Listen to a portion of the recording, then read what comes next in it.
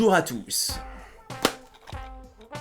Vous savez, depuis un certain Mario Kart, les licences de jeux de plateforme ont toujours amené avec elles leur paquet de jeux de course. Ça fait maintenant 20 ans qu'on se tape des itérations racing de tous les jeux à la mode, et même si pendant un moment la pratique était critiquée, aujourd'hui les jeux de karting ou autres véhicules improbables font partie du décor de notre quotidien vidéoludique. Et si l'on entend parfois parler de réussite, comme du côté de Crash Bandicoot et de Diddy Kong, la plupart de ces jeux passent souvent inaperçus quand ils ne sont pas vivement critiqués pour leur côté mercantile. Mais le genre ne s'essouffle pas et avec l'essor du jeu mobile, j'ai l'impression que c'est pas prêt de s'arrêter, et qu'on verra, ou plutôt qu'on ne verra pas, toute une tonne de jeux de ce type dans les années à venir. Croyez-moi, je m'y connais en mathématiques, le joujou plus le tutut égale les sous-sous. Et aujourd'hui, nous allons nous intéresser à l'un de ceux-là, du genre à passer inaperçu, à ne vexer que les fans de la licence et à laisser tous les autres indifférents, c'est Sonic Riders.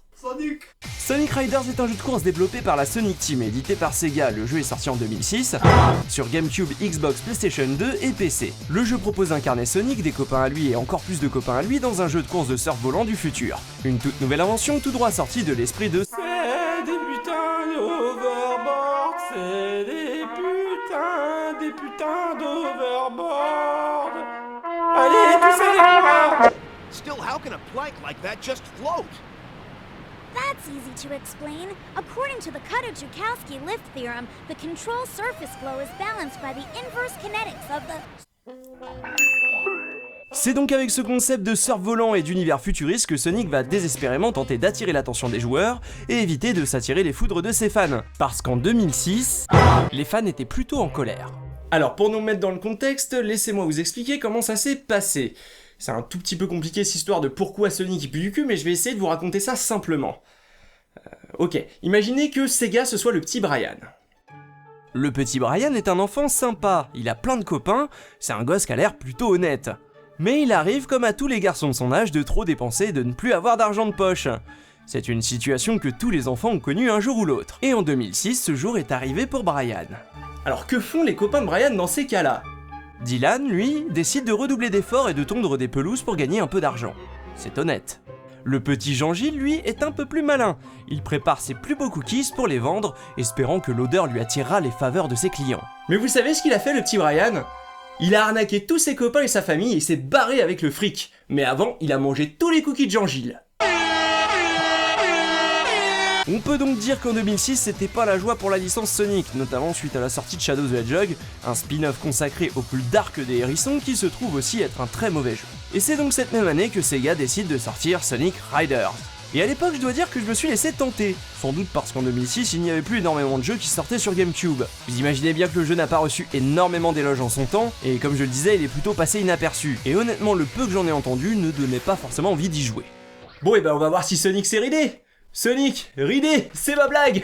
Le jeu propose plusieurs modes, de la course rapide et des championnats en pagaille, un mode multijoueur dont nous reparlerons plus tard, mais plus étonnant, le jeu possède un mode scénario jouable en solo et proposant deux aventures. D'abord une première aventure du côté héros où vous contrôlerez Sonic, Tails et Knuckles et qui débloquera un deuxième scénario une fois terminé. Dans ce dernier, vous contrôlerez les Babylon Rogues qui sont les trois nouveaux copains de Sonic dont j'ai déjà oublié les noms. Chaque scénario propose donc une suite de 6 courses. Selon le contexte donné par les cinématiques entre les courses, il faudra finir sur le podium ou même parfois premier pour débloquer les magnifiques cinématiques c'est dégueulasse et passer à la course suivante. Après une première cinématique, le jeu nous propose directement de rentrer dans le vif du sujet avec la première course dénommée Metal City. Et je dois vous avouer que mes débuts étaient laborieux. Ok. Le jeu avance tout seul. Les freins. C'est où le bouton des freins ? Les freins ?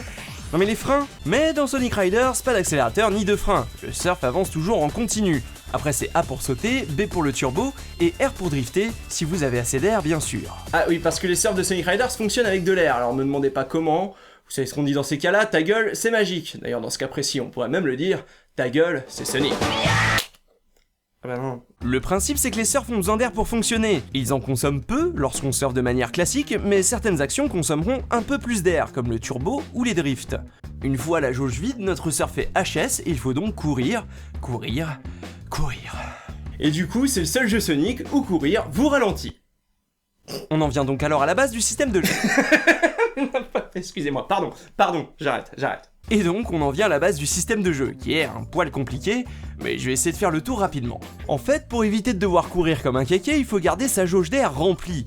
Et pour ça, il n'y a pas 36 solutions. Il y a les rampes, qui permettent d'exécuter des tricks et de gagner de l'air. Il y a aussi des stands sur le terrain qui permettent de recharger sa jauge d'air en dernier recours, mais qui t'obligent à t'arrêter et donc à perdre un temps précieux. Et pour finir, il y a les tubes qui sont des courants d'air et qui permettent de faire quelques tricks pour de l'air, ou simplement de gagner un peu de vitesse selon l'utilisation que vous en ferez. Chaque personnage possède une classe, Speed, Fly ou Power, et en fonction du personnage que vous jouez, vous pourrez emprunter des raccourcis spéciaux. Sonic peut grinder, Tails peut voler à travers des anneaux, et Knuckles...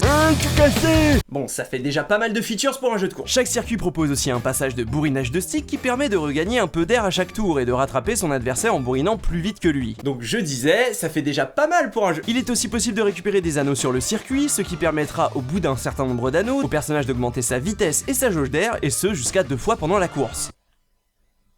Il y a aussi les power-ups sur le circuit qui délivrent des anneaux, de l'air, des bonus de vitesse et même un pouvoir d'invincibilité temporaire si vous êtes en dernière position. Vous voyez où je veux en venir? Un jeu comme ça avec des tonnes de règles et des limitations de partout, c'est super casse-gueule. Mais une fois qu'on a compris tout ça, tout va bien.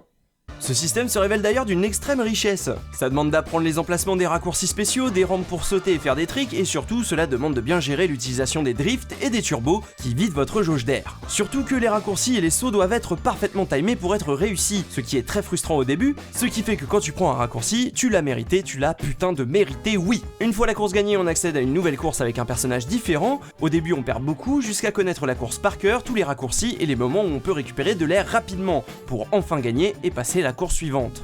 Ou plutôt à la cinématique suivante. Legend also says that the Babylon rogues incurred the wrath of the gods because of their crimes, and that the island was cast into the depths of the earth. Ouais. After that, supposedly the Babylonians were then scattered for all time, never to be found. Ouais. But they say that the Ok. Babylon rogues' treasure still remains on that island, waiting to be discovered. There are also rumors that the Babylon rogues were extreme gear specialists. Il est beau mais il est roux. Ok, alors il faut qu'on fasse un point sur le scénario de Sonic Riders. Le scénario est sans intérêt. La Sonic Team ne respecte même plus ses personnages. Pour ceux que ça intéresse, on peut résumer ça rapidement en... Sonic veut ça, Robotnik veut ça, Jet veut ça, la bagarre, la légende, l'amitié, Emerald, boss, fin. Tout l'aspect Sonic de Sonic Riders est raté.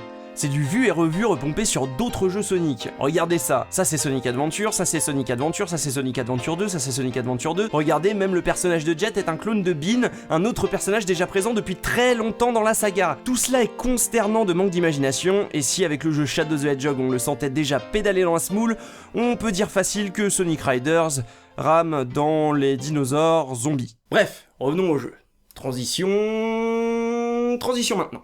Après 2 ou 3 essais, les courses suivantes se font sans trop de réels problèmes, il suffit d'être attentif. Cependant, la deuxième moitié de chaque scénario est beaucoup plus mouvementée. Le jeu vous laisse peu le droit à l'erreur et il se révèle bien plus compliqué qu'il en a l'air. En effet, pour finir premier, il faudra rester en constante accélération, en enchaînant turbo, tubes et raccourcis spéciaux. Il faudra parfois même utiliser tous les raccourcis de la course pour espérer battre votre adversaire. Et après avoir fini les 2 scénarios du mode solo, je dois le dire, Sonic Riders est plutôt cool.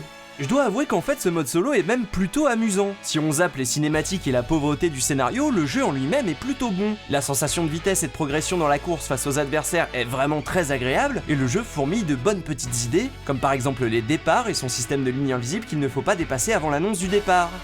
Je me recule. Ou même le système de tubes, qui est beaucoup plus riche qu'il en a l'air. Les tubes que vous trouverez sur la piste sont en fait des courants d'air laissés par vos adversaires lorsqu'ils utilisent leur turbo, ce qui implique que votre personnage laisse des tubes aussi derrière lui lorsqu'il utilise le turbo. Utiliser un turbo, c'est donc à double tranchant, à triple tranchant même, puisque le turbo consomme de l'air de notre jauge. Alors parlons-en de cette foutue jauge d'ailleurs. Bon, en fait, je crois que je l'aime bien.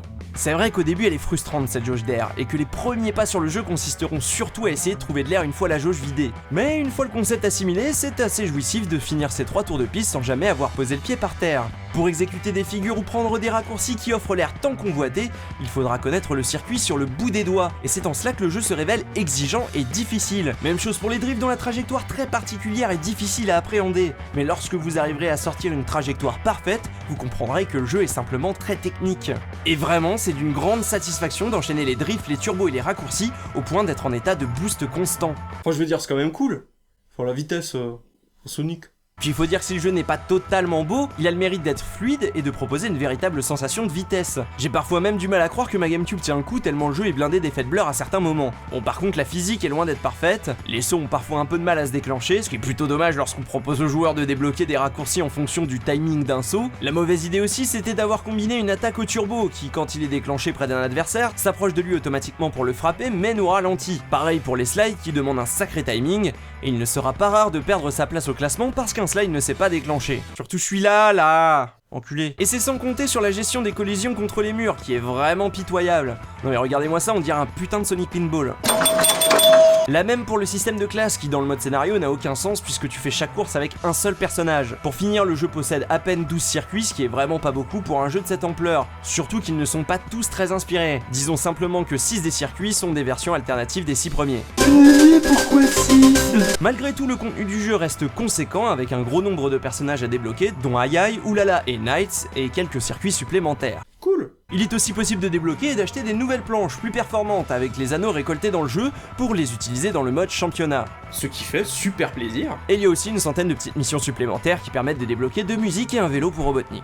Ce qui fait aussi très Ouais, en fait non, on s'en fout, c'est pourri. En plus d'une galerie et de quelques extras, le jeu comporte aussi un mode multijoueur qui propose des courses et un mode bataille plus que basique. Mais ce mode est plutôt réservé aux potes que vous pouvez pas blairer. Pas parce que le jeu est nul, bien au contraire, mais vu qu'il est difficile et exigeant, ils auront beaucoup de mal à jouer. Et ils vont perdre.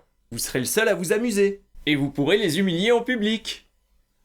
Sonic Riders est un bon jeu, mais il ne joue pas dans la même catégorie que Mario Kart. Sonic Riders est un jeu de course, et un jeu de course exigeant qui plus est. Tel un Wipeout ou un F-Zero, le jeu propose une formule bien particulière. Une formule qui demande de s'investir, de connaître les circuits par cœur et d'avoir la physique du jeu sur le bout des doigts. En résulte de bons moments de jeu, comme lorsque vous remontez votre 8ème place grâce à un tube, ou que vous enchaînez les raccourcis sans faute et prenez la tête. Bon après je vous dis pas que Sonic Riders vous fera rentrer dans la zone, mais ce que je peux affirmer c'est que c'est pas les troncs dont tout le monde parle. Et c'est pour ça que je lui donnerai la note de Jean-Claude Van Damme sur 20. Sonic Riders c'est comme Jean-Claude Van Damme, ce mec a l'air d'un abruti quand on le voit pour la première fois, presque autant que l'idée d'un jeu avec Sonic sur un hoverboard peut paraître stupide. Bon, je parle un peu vite. C'est pas un problème, non, si je suis rapide. Je suis un mec qui est rapide, je suis speed, pourquoi ? Je mange que des légumes. Cependant, quand on laisse sa chance à Sonic Riders et que l'on s'adapte à son gameplay, on découvre un jeu de course d'une richesse assez inattendue. Tout le système d'air et de turbo est assez bien pensé, le jeu est rapide et nerveux et chaque course est un vrai défi. Si on ne s'arrête pas à son univers et ses personnages qui puent de la chatte et à la mauvaise surprise de ne pas tomber sur un énième clone de Mario Kart, alors oui, Sonic Riders peut devenir un bon jeu. Tout comme on est tous d'accord pour dire qu'on aime Jean-Claude Van Damme et que dans ce que ce type raconte, il y a forcément un petit peu de génie. À ce moment-là, la question qu'on est en droit de se poser, c'est pourquoi ? C'est vrai, pourquoi Sonic Riders a pris aussi cher dans la tronche alors que finalement c'est pas un si mauvais jeu ? Pourquoi est-ce que les gens sont si nombreux à décrier Sonic Riders ? Le jeu n'est pas aussi injouable que ce que l'on a pu entendre partout, et il possède de vrais atouts. Alors pourquoi ? Je sais pas. Non, en fait je déconne, je sais. Simplement à cause du mode multijoueur. Le jeu a été vendu comme un party game avec son mode multi et ses persos de la hype, cependant c'est un jeu exigeant, et il est impossible de l'apprécier à sa première partie. Et ça a dû être un vecteur de frustration horrible pour toute personne essayant de jouer à Sonic Riders avec quelqu'un qui possédait le jeu. Imaginez qu'on essaye de vous faire jouer au poker sans vous expliquer les règles. Non, attendez. Imaginez qu'on essaye de vous faire jouer au backgammon sans vous expliquer les règles. Non, attendez, je sais. Imaginez qu'on essaye de vous faire jouer au mahjong. Juste au mahjong.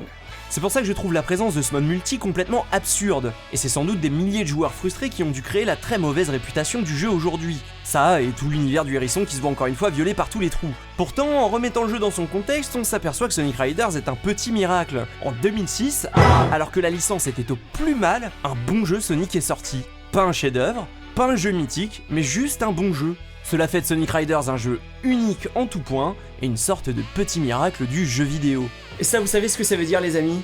Ça veut dire que le petit Brian a une âme, putain.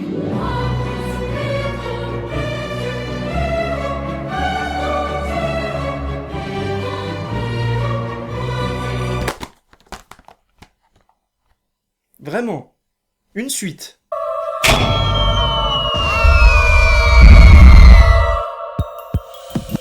Merci à tous d'avoir suivi cette émission, c'était très cool à faire, très cool à préparer, très cool à écrire, très cool à tourner. D'ailleurs je remercie Noobizator qui m'a bien aidé sur le tournage, je vous remercie d'avoir regardé jusqu'au bout. N'hésitez pas à partager la vidéo et surtout à la commenter pour me dire ce que vous en avez pensé. Et si c'est pas encore fait, abonnez-vous pour ne pas manquer la prochaine.